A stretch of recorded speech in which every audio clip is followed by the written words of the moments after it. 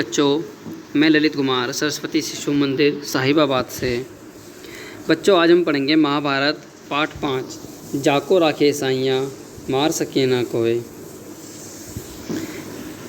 बच्चों, जैसा कि हम जानते हैं, हमने शुरू में पढ़ा था, दुर्योधन जो था वो पांडवों से बहुत जलता था।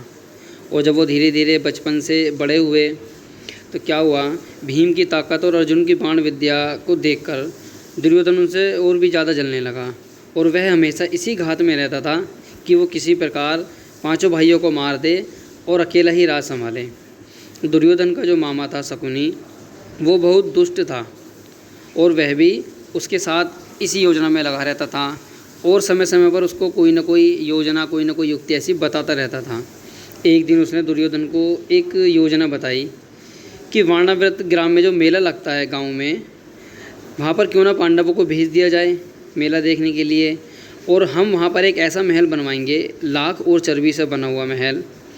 लाख और चर्बी एक ऐसा पदार्थ होता है बच्चों, जो कि आग को बहुत ही जल्दी पकड़ लेता है। अगर हम आग को थोड़ी दूर भी रखेंगे तो वो तुरंत आग पकड़ लेगा और बहुत तेज़ आग लगेगी, जिसको बुझाना बहुत ही मुश्किल होता है।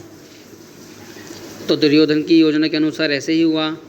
दुर्योधन ने क्या करा, अपने पिता से कुछ इधर उधर की बातें लगाई और उनसे थोड़ी जिद करी और पांडवों को वहाँ जाने के लिए अपने पिता से अनुमति दिलवा दी।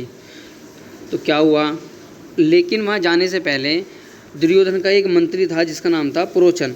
पुरोचन ने वाणाव्रत में एक ऐसा महल बनाया लाख का, जो कि आग को बहुत जल्दी पकड़े, और उसने वो महल बनाकर तैयार कर दिया। लेकिन क्या हुआ, जो विदुर थे, विदुर को उनकी इस योजना का पता लग गया। दुर्योधन ने जो योजना बनाई थी वो विदुर को पता लग गई और विदुर ने युधिष्ठिर को इस योजना के बारे में बता दिया और युधिष्ठिर से कहा कि आप इस योजना के बारे में और किसी को मत बताना और ना ही किसी को ऐसा जाहिर होने देना, किसी को पता चलने देना, इस बात को अपने तक ही सीमित रखना। और विदुर ने क्या करा, उसमें गुप्त मार्ग बनवा दिया, सुरंग जैसे होती है उसी प्रकार एक सुरंग बनवा दी, ताकि जब उस महल में आग लगे तो पांचों पांडव वहाँ से निकल जाएं। तो धृतराष्ट्र की आज्ञा पाकर पांचों पांडव माता कुंती के साथ वाणाव्रत के लिए निकल गए।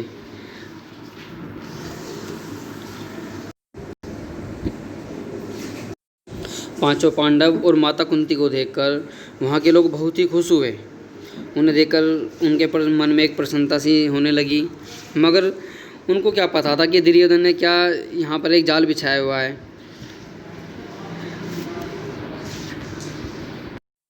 पांडवों ने विदुर की योजना के अनुसार ये बात किसी को भी महसूस नहीं होने दी कि हमें इस योजना का पहले से ही पता है।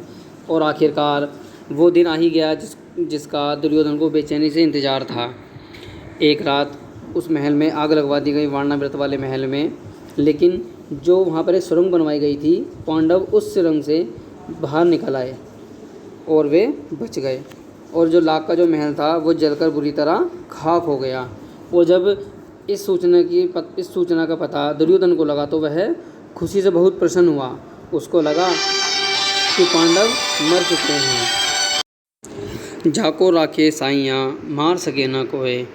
इस बात का तात्पर्य है बच्चों कि ईश्वर स्वयं जिसकी रक्षा करते हैं उसको कोई भी व्यक्ति मार नहीं सकता।